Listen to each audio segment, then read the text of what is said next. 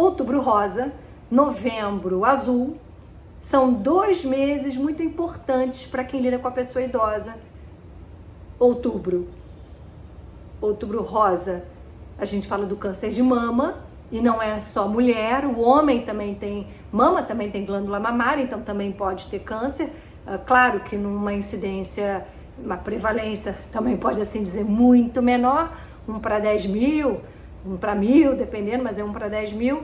E novembro azul, câncer de próstata, que é o câncer mais comum no homem, principalmente na pessoa idosa. Enquanto o câncer de mama é mais comum na mulher jovem, o câncer de próstata é mais comum no homem idoso.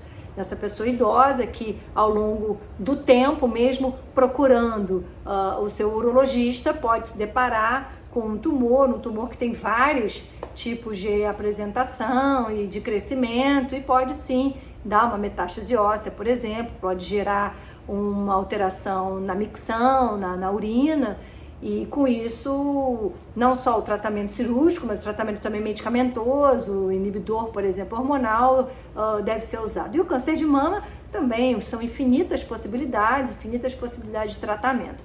Por que eu estou falando aqui? Porque essa pessoa idosa pode ter demência. E eu já tive alguns casos de pacientes portadores de demência e câncer de mama, câncer de cólon, câncer de pulmão, câncer de próstata, câncer de útero, câncer cerebral. Então não é porque a pessoa portadora de uma demência é portadora de demência que ela não está imune a outros tipos de doença. E é isso que rapidamente eu quero conversar, porque se eu estou falando de uma pessoa com uma demência leve, que tem a sua capacidade funcional ainda elevada, eu vou sim fazer exames de rastreio, eu vou sim procurar se tem algum câncer, e vou conversar com essa pessoa e com essa família que tipo de tratamento a gente vai fazer, se já foi feito o diagnóstico, se foi feita uma biópsia, se foi feito alguma intervenção. Se eu estou falando de um portador de demência numa fase avançada, por exemplo, essa pessoa só está acamada, não tem controle de tronco, cuja sobrevida normalmente, a gente não faz futurologia, mas normalmente é uma expectativa de vida menor que 2 anos, que 1 ano, a gente nem diagnóstico muitas vezes faz. E eu tô assumindo isso como geriatra e paliativista. Desculpa se algumas pessoas não concordarem comigo. O meu ponto de vista é o ponto de vista da ética da proteção, é da ética que envolve a preocupação em gerar benefícios e não malefícios.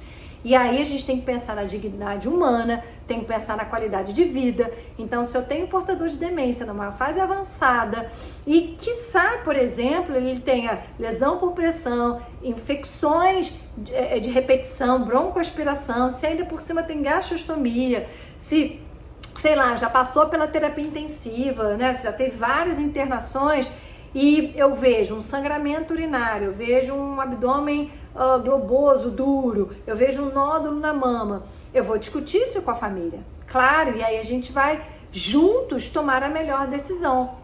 Normalmente, para esses casos, uma demência avançada, a melhor decisão é o tratamento conservador, é o tratamento paliativo, que é uma abordagem para pessoas, pacientes e famílias diante de uma doença que ameaça a vida. Ele já tem uma, que é a demência. Quando surge o indício de uma doença oncológica, é a segunda doença que ameaça a vida.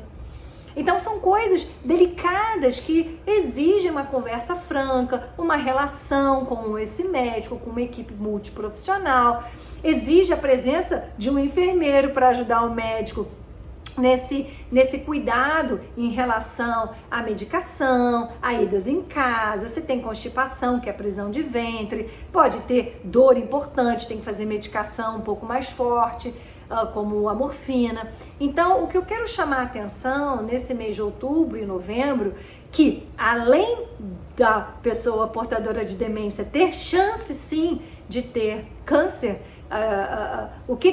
em que momento que essa pessoa com demência está para a gente avançar ou não na investigação.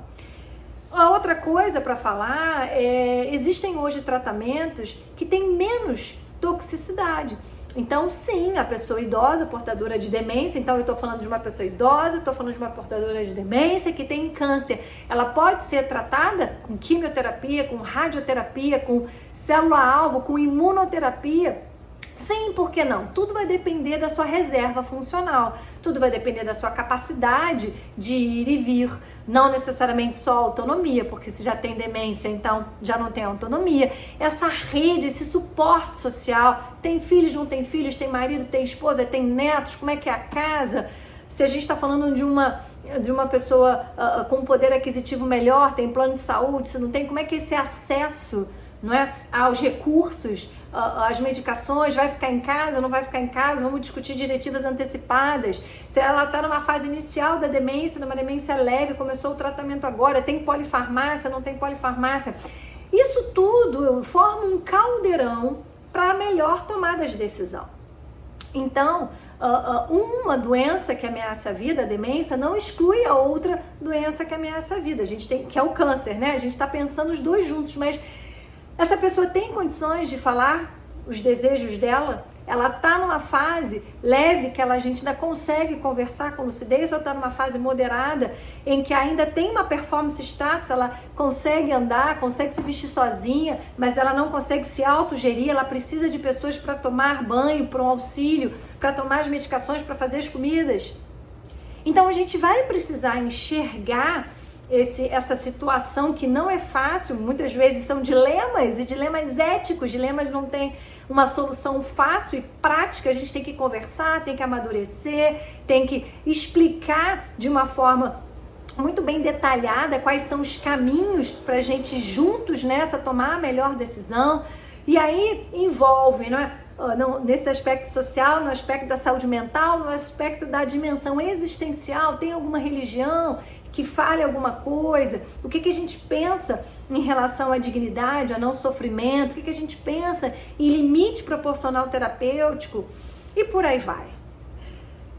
Não é um assunto tão fácil falar de demência, pior ainda, ou seja, mais complexo ainda, mais difícil fica quando a gente fala do câncer. Mas a gente precisa falar, a gente precisa de alguma forma colocar no centro do cuidado situações complexas, cujas soluções não serão simples. Elas também serão complexas, por isso o diálogo, por isso a conversa, isso tudo faz com que a gente encontre o melhor caminho para essa pessoa. Então, resumindo, quando a gente fala de câncer na pessoa idosa com demência, a gente tem que pensar em que momento da demência ela está, em que momento do diagnóstico do câncer ela está, para ver se a gente vai definitivamente fazer ou não um diagnóstico, uma cirurgia por uma biópsia, uma punção.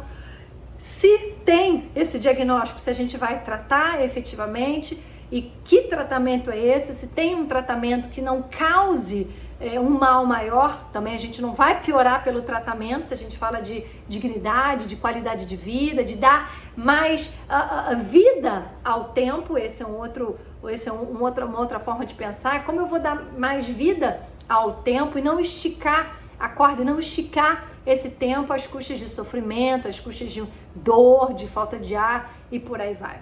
Então, esse é um tema que gera muita aflição, muita angústia, muitas dúvidas, e é por isso que a gente precisa estar com os melhores profissionais, aqueles que a gente confia, aqueles que vão se abrir para a gente do ponto de vista técnico, mas também do ponto de vista humano.